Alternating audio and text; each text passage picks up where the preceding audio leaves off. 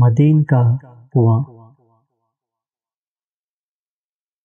حضرت موسیٰ علیہ السلام نے بڑے ہو کر جب حق کا بیان اور فرعون اور فرعونیوں کی گمراہی کا بیان شروع کیا تو بنی اسرائیل کے لوگ آپ کی بات سنتے اور آپ کا اتباع کرتے۔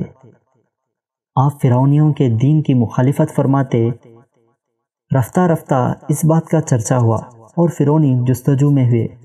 پھر فرعون کے باورچی کا موسیٰ علیہ السلام کے مکہ سے مارا جانا بھی جب ان لوگوں کو معلوم ہوا تو فرعون نے حضرت موسیٰ علیہ السلام کے قتل کا حکم دیا اور لوگ حضرت موسیٰ علیہ السلام کی تلاش میں نکلے۔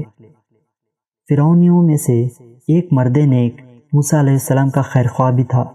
وہ دوڑتا ہوا آیا اور موسیٰ علیہ السلام کو خبر دی اور کہا، آپ یہاں سے کہیں اور تشریف لے جائیے۔ حضرت موسیٰ علیہ السلام اسی حالت میں نکل پڑے اور مدین کی طرف رخ کیا۔ مدین وہ مقام ہے جہاں حضرت شعیب علیہ السلام تشریف رکھتے تھے۔ یہ شہر فرعون کے حدود سلطنت سے باہر تھا۔ حضرت موسیٰ علیہ السلام نے اس کا راستہ بھی نہ دیکھا تھا، نہ کوئی سواری ساتھی تھا، نہ کوئی ہمراہی۔ چنانچہ اللہ نے ایک فرشتہ بھیجا جو آپ کو مدین تک لے گیا۔ حضرت شعیب علیہ السلام اسی شہر میں رہتے تھے۔ آپ کی 2 لڑکیاں تھیں اور بکریاں آپ کا ذریعہ معاش تھا۔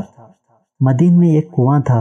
حضرت موسیٰ علیہ السلام پہلے اسی کنویں پر پہنچے اور آپ نے دیکھا کہ بہت سے لوگ اس کنویں سے پانی کھینچتے ہیں اور اپنے جانوروں کو پلا لیتے ہیں، اور حضرت شعیب علیہ السلام کی دونوں لڑکیاں بھی اپنی بکریوں کو الگ روک کر وہیں کھڑی ہیں۔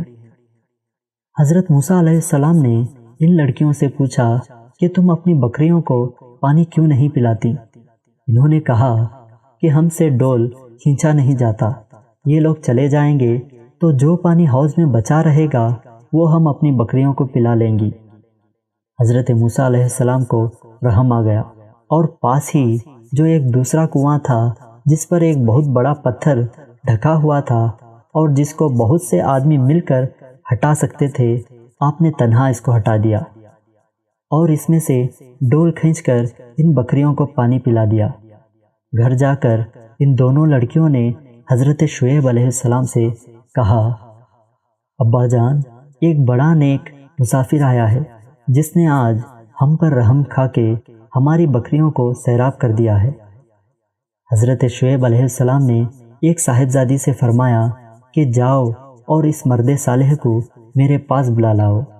چنانچہ بڑی صاحبزادی چہرے کو آستین سے ڈھکے ہوئے اور جسم کو چھپائے ہوئے بڑی شرم و حیا سے چلتی ہوئی حضرت موسیٰ علیہ السلام کے پاس آئی اور کہا کہ میرے باپ آپ کو بلاتے ہیں تاکہ آپ کو اجرت دے۔ حضرت موسیٰ علیہ السلام اجرت لینے پر تو راضی نہ ہوئے۔ حضرت شعیب علیہ السلام کی زیارت اور ان کی ملاقات کے لیے چل پڑے اور ان صاحبزادی سے فرمایا کہ آپ میرے پیچھے رہ کر راستہ بتاتی جائیں۔ یہ آپ نے پردے کے اہتمام سے فرمایا اور اسی طرح تشریف لائے۔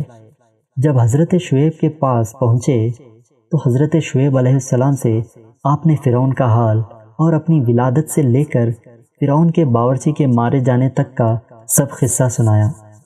حضرت شعیب علیہ السلام نے فرمایا، اب کوئی فکر نہ کرو، تم ظالموں سے بچ کر چلے آئے، اب یہیں میرے پاس رہو۔